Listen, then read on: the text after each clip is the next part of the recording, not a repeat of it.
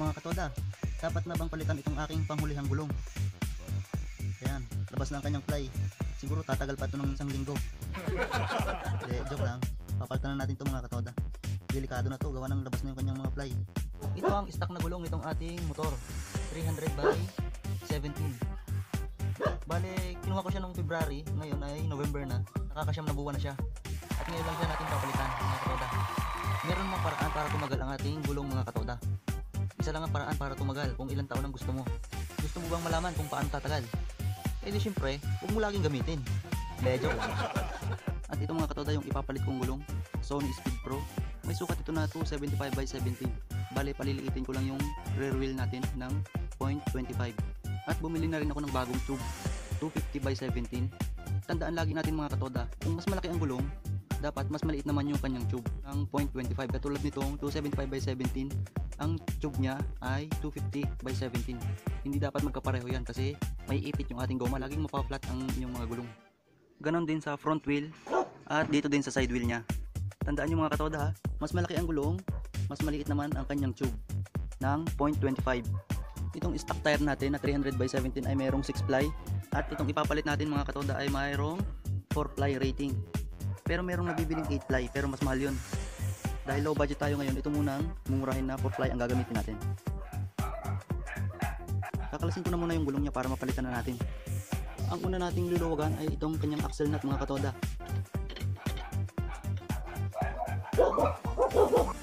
At itong kanyang nut sa kanyang left side, sa kaliwa, na may sukat na 27mm. Ito ang nag-hihigpit sa kanyang adjuster.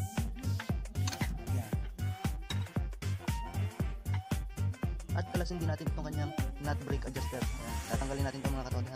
Bali may sukat ito na 14mm. Ayan. At itong nut niya sa kanyang brake arm, hindi ko alam kung brake arm talaga ang tawag dito. Tatanggalin muna natin itong pin sa kanyang brake arm para matanggal natin yung kanyang nut. Gagamit tayo dito ng 14mm.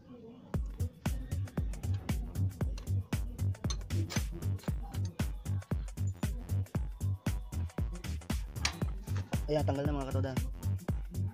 At bunutin natin yung kanyang axle rod mga katoda. Yun.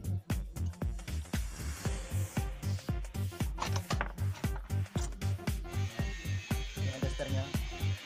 Yan.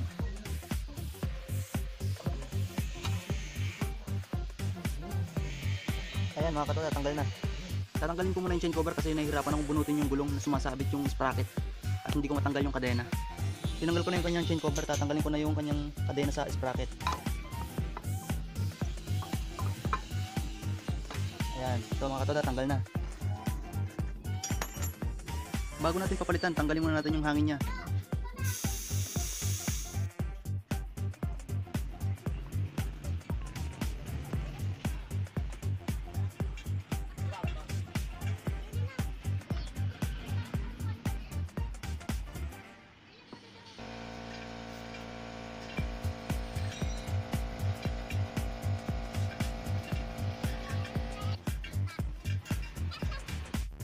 Tapos na.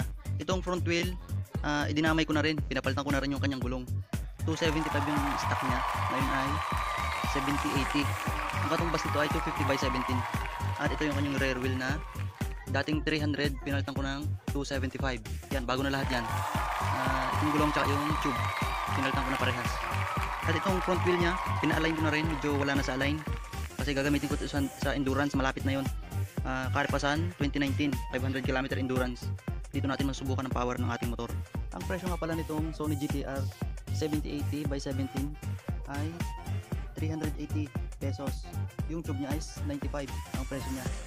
At itong Sony Speed Pro, nawala lang yung resibo ko, 275 by 17. Mga nasa 300 din lang ito mahigit. Mura lang naman ito. Itong mga parts niya napunasan ko na. Ngayon ay assemble na natin mga katoda.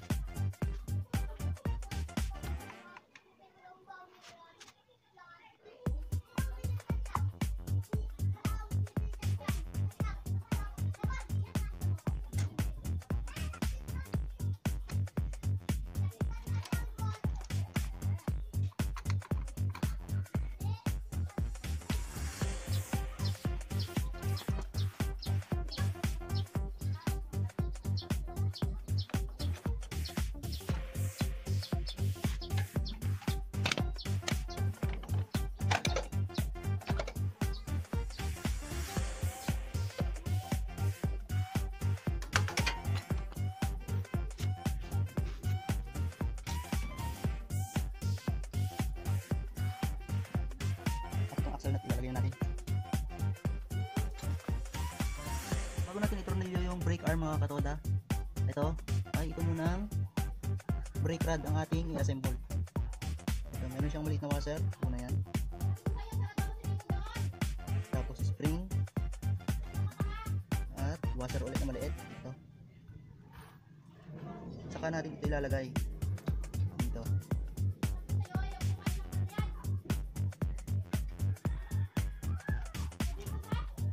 Ayan. At ilagay natin itong adjuster nya, nut adjuster. Pag nailagay nyo na yan, pwede na natin ilagay yung brake arm. Hindi ko sigurado kung brake arm talaga ang tawag dito eh, pero ilalagay natin yan dito.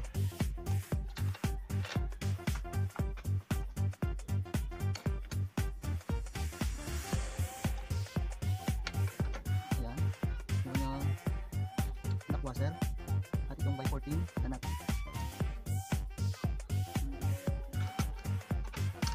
So, importante na mahigpit to.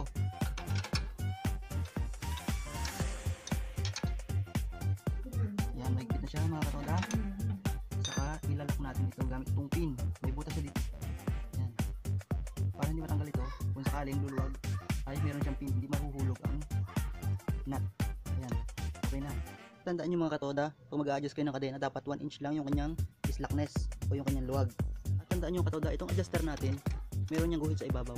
Halimbawa nakatapat siya yung guhit niya sa number 2, dapat yung adjuster sa kabila nakatapat din sa number 2. Ayan, mayroon naman siyang guide. Higpitan na natin itong kanyang nut na naghihigpit sa kanyang adjuster para hindi na siya gumalaw.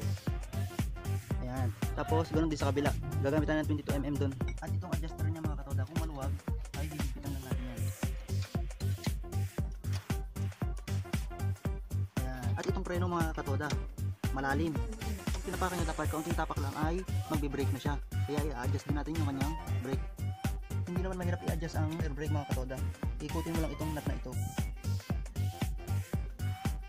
Na-adjust na natin yung rear brake mga katoda. Sa kaunting tapak lang ay magpe-preno na siya. Ayan. Dahil makapal pa yung brake pad natin, hindi pa natin yung papalitan. Mga katoda, bago na yung kanyang front wheel, saka rear wheel. Bago tayo magtapos mga katoda, shout out muna kay Sir Ramon Paulo Castro, Sir Winner, Sir Franco Mendoza, Sir Marsh Pidmagi at Sir Russell Lasaga. Salamat sir sa pagsuporta nyo sa channel ko.